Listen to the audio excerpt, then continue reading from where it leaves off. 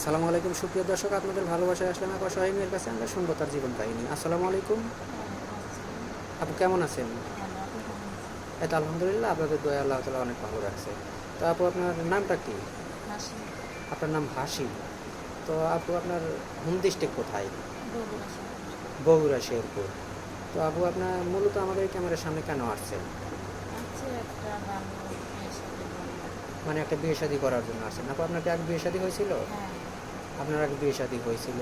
তো আপনার সেই ওখান থেকে আবার কেন চলে আসছেন? মানে স্বামী নেশা পান করতে তো করতে করতে মারা গেল। ও, মানে আপনার স্বামী নেশা করতো, নেশা হ্যাঁ, বেশি নেশা হয়ে বেশি গেছিলো, পরে মারা মারা গেল। গেছে না? তো নেশা করতো যে আপনাকে অনেক জ্বালা যন্ত্রণা দিত না? হ্যাঁ হ্যাঁ, অনেক মানে অনেক জ্বালা যন্ত্রণা দিত নেশা কত করতো মানুষ, অনেকটাই এরকম হয় আমরা যতটুকু দেখছি। তো আপু, আপনার বয়সটা কত চলে? 25। 25 বছর। আর আপনার কোনো পোলাপান আছে? না। ও, কোনো বাচ্চা নেই না? না। তা আপু, আপনি মূলত আমাদের ক্যামেরার সামনে আসছেন যে একটা বিয়ে শাদীর জন্য। তো এখন ধরেন বাংলাদেশের 64টা জেলা, যদি কোনো বাংলাদেশি ভাই আপনাকে বিয়ে করতে চায়, আপনি কি বিয়ে শাদী বসবেন? বা অনেক প্রবাসী ভাই আছে, বাংলাদেশি কিন্তু প্রবাসে থাকে, এরকম ভাই বিয়ে যদি করতে চায়, আপনি কি বসবেন তার সাথে বিয়ে? হ্যাঁ বা বিয়ে শাদী বসবেন? তো ধরেন অনেক প্রবাসী ভাই বিয়ে শাদী করে প্রবাসে নিয়ে যেতে চায়, আপনি কি যেতে রাজি আছেন? হ্যাঁ।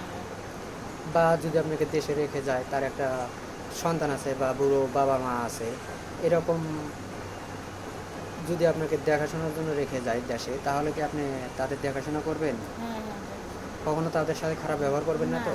নিজের সন্তান মতো। ওই ছেলে মেয়েকে কি আপনি নিজের সন্তানের মতো হ্যাঁ, দেখবেন? নিজের সন্তান মতো। সত্যি বলছেন তো? হ্যাঁ। তো আপু, আর একটা কথা, আপু আপনার কি ফোন আছে? না। সত্যি ফোন নেই? না। ও আচ্ছা।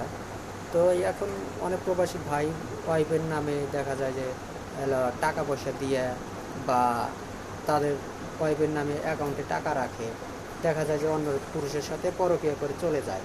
সাপোজ আপনাকে যদি কোনো প্রবাসী ভাই বিয়ে করে দেশে রেখে যায়, আপনাকে যদি কোনো টাকা পয়সা তা আপনার অ্যাকাউন্টে দেয়, তাহলে তো সেটা নিয়ে ওই সন্তান রেখে আবার তো পরকীয়া করে চলে যাবেন না? না, পারবেন না। সত্যি বলছেন তো? হ্যাঁ। তো আপনি লেখাপড়া কতটুকু করছেন? 8। 8 পর্যন্ত লেখাপড়া করছেন। তো আপনার হোম ডিস্ট্রিক্ট হলো, ওখানে আপনার পরিবারে কে কে আসলো? পরিবারে আব্বা আছে অসুস্থ।